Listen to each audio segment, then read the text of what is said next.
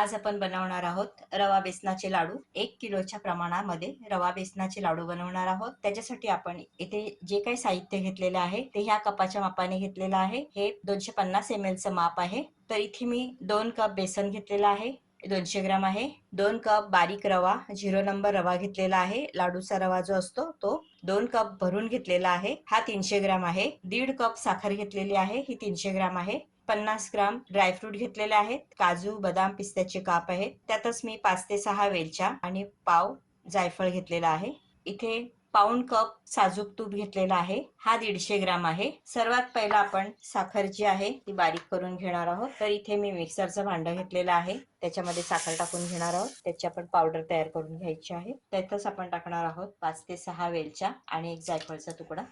साखर आपण बारीक करून घेतलेली आहे, पावडर तयार करून घेतलेली आहे। आता आपण ह्याला साईडला ठेवूया। गॅसवर मी पॅन ठेवलेला आहे, त्याच्यामध्ये आपण टाकणार आहोत हे बारीक रवा। हा रवा आपण कोरडाच थोडा भाजून घेणार आहोत। 4 ते 5 मिनिटं झालेली आहेत। मंद आचेवरती रवा आपण छान भाजून घेतलेला आहे। रवा मस्त फुललेला आहे। आता आपण एका प्लेटमध्ये काढून घेऊया। सेम पॅन मध्ये आपण टाकणार आहोत साजूक तूप। जेवढा तूप आपण घेतलेला आहे तेवढा सर्व तूप त्याच्यामध्ये टाकणार आहोत। हा पाऊण कप तूप आहे, 150 ग्राम आहे।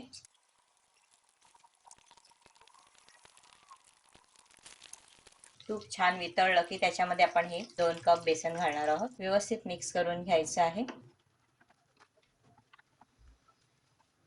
सर्व गुठळ्या त्याच्या मोडून घ्यायच्या आहेत। आता हे बेसन आपण मध्यम ते मंद आचेवरती व्यवस्थित भाजून घ्यायचं आहे 15 ते 20 मिनिटं।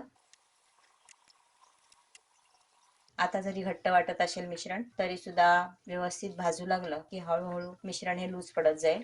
आता हे बेसन आपण मंद आचेवरती 15 ते 20 मिनिटं भाजून घेणार आहोत। 15 मिनिटं झालेले आहेत। मंद आचेवरती बेसन आपण छान भाजून घेतलेला आहे। आता आपण त्याच्यामध्ये टाकणार आहोत हा भाजलेला रवा, तोही त्याच्यामध्ये 5 ते 7 मिनिटं भाजून घेणार आहोत। ते रवा आणि बेसन छान एकजीव होतील आणि छान भाजून निघतील। व्यवस्थित मिक्स करून घ्यायचं आहे।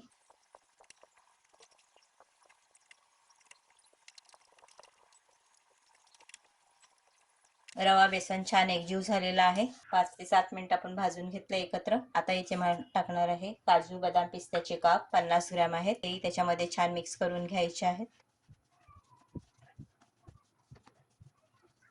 आता हे मिश्रण छान भाजून तयार झालेलं आहे। आता आपण गॅसची फ्लेम बंद करायची आहे आणि हे मिश्रण जे काय गरम आहे ते गरम असताना त्याच्यामध्ये आपण साखर टाकून घेणार आहोत। तुम्ही इथे साखरेचं प्रमाण तुमच्या आवडीनुसार कमी जास्त करू शकता। आता मी गॅस बंद केलेले आहे आणि या गरम मिश्रणामध्ये आपण साखरही टाकून घेतलेली आहे। साखर याच्यामध्ये मिक्स झाली की या मिश्रणाला थोडासा ओलसरपणा येईल, म्हणजे लाडू बांधायला सोपे जातील। आता हे छान मिक्स करून झालेलं आहे आणि गॅसही बंद आहे। हे मिश्रण आपण 2-3 मिनिटांसाठी झाकून ठेवणार आहोत। 2 मिनिटं झालेली आहेत। मिश्रणाला छान ओलसरपणा आलेला आहे। पण आता मी ह्याच्यामध्ये ही जी उरलेली साखर आहे थोडीशी ती सुद्धा टाकणार आहे आणि छान मिक्स करून घेणार आहे। आता हे मिश्रण थोडंसं थंड होईपर्यंत आपण असंच सोडून द्यायचं आहे झाकण लावून आणि साधारण कोमट असतानाच ह्याचे आपण लाडू वळवणार आहोत। पाहूया 2 ते 3 मिनिटं झालेली आहेत।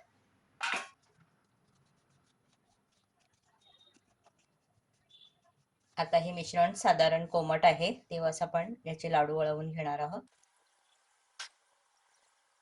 हवा असल्यास मनुका वगैरे लावू शकतो।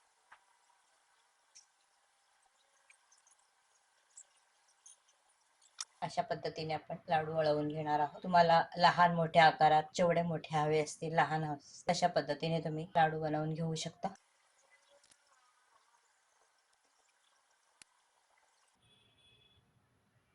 अशा पद्धतीने आपण सर्व लाडू बनवून घेणार आहोत। आणखी एक बनवून दाखवते।